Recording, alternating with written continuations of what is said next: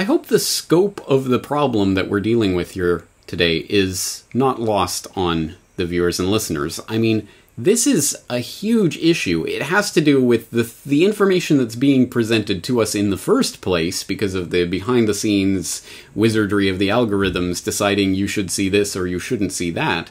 But also, it comes from our own volition of wanting to see certain information, not wanting to see others, and hyper-tailoring information for ourselves. We tailor our own news feeds to make sure that we only ever hear from the viewpoints that we agree with. And as I say, this is leading to the polarization which is accounting for the complete dehumanization of the other. In fact, we're going through a transition right now that is part of the whole process of the networking of humanity through the cyberspace. I mean, all of these trendy catchwords you've been hearing about for decades is coming to fruition in the transitioning of society from one that is based on communities that are geographically structured. You live in geographical proximity to these people, so you share certain experiences and certain common cultural understandings and certain language and all of these things, let alone certain ideological perspectives that people in geographical proximity tend to share. We're going from that to ideological communities that are not geographically based, and that you could have more in common with someone in Timbuktu than you do your next door neighbor. In fact, you might know the person in Timbuktu's name, you might not know your neighbor's name. This is a dramatic, incredible transition that's taking place right now, and it leads to this hyper-partisanship and this hyper-polarization, and ultimately the dehumanization of others, the other, online and increasingly in the real world, because as the poles start to get pushed apart and you are either alt-right or you are alt-left and there is no space in the middle, you've got to choose a side, and suddenly you choose a side and then everything that is not you is the other and is this horrible evil force that must be stopped. It is the reason for the destruction of society. This is the divide and conquer to an extent that we certainly haven't seen in our lifetimes. And I would posit we haven't seen anything quite like this in history before. And that wedge is being driven deeper and deeper and deeper. And I've talked about it before. The question is there any space for us with our volition and our knowledge of these things to do anything about this? Or is this just all being constructed by algorithms behind the scenes and we're just hapless participants?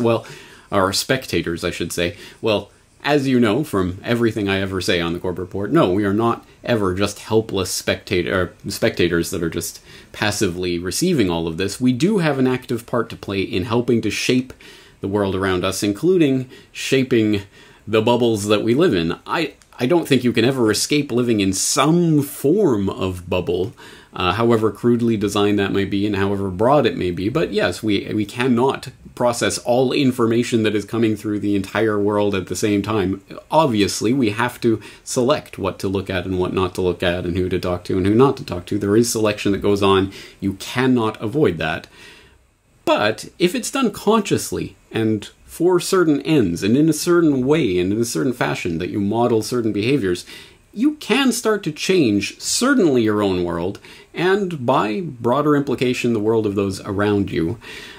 This is an important topic. So let's go to something that I was talking about recently on the podcast. I was talking about the Econ Talk podcast hosted by Russ Roberts and saying that often has interesting discussions. Well, apropos, just in the past week, Russ Roberts, as I was preparing this podcast, also came out with his own podcast talking about filter bubbles and online experience and how we can help to shape the discourse that we want to see in the world. So let's listen to a clip from that recent edition of Econ Talk. So I want to now suggest what I think we can actually do, both as individuals and perhaps in groups, to make things better. And I don't want to pretend this is going to be. Don't get your hopes up.